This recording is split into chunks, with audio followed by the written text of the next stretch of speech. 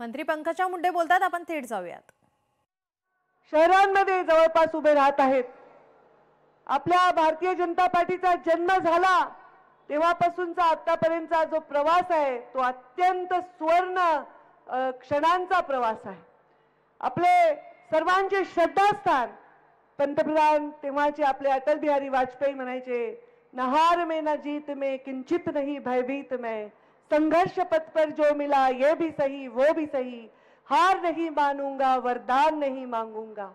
त्या काळामध्ये स्वाभिमानाची कार्यकर्त्यांना गरज होती आणि एक पर्याय देशामध्ये उभा करण्याची गरज होती.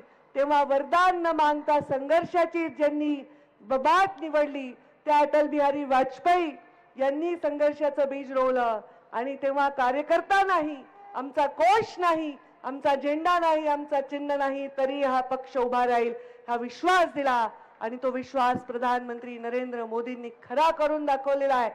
पूर्ण कार्यकर्ते या काळामध्ये जेवढे या दशकामध्ये झाले, पूर्ण नेते जे झाले त्या सर्वांनी हा विश्वास खरा करून दाखवलाय. या मराठवाड्याचे भूमिपुत्र आपले प्रमोदजी महाजन आणि मुंडे साहेब आज त्यांच्या या सगळ्या परिश्रमांना किती यश आलंय याचा मला खूप आनंद वाटतो. आणि यात सगळ्यात मोठं योगदान देवेंद्रजी फडणवीस यांचं आहे. कारण तिसऱ्यांदा परत मुख्यमंत्री होणं हे आपल्या भाजपाच्या प्रत्येक कार्यकर्त्याचं स्वप्न पूर्ण करणे. मी देवेंद्रजी आपल्याला सर्व कार्यकर्त्यांच्या माध्यमातून अभिनंदन करते.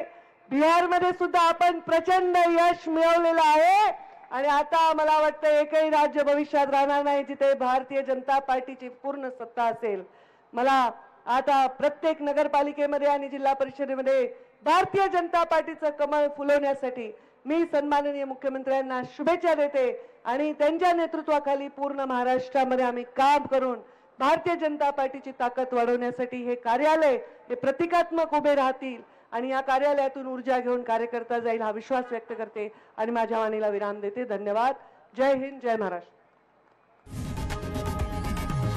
लोकशाही मराठी ऐका, पहा, जागरूक रहा.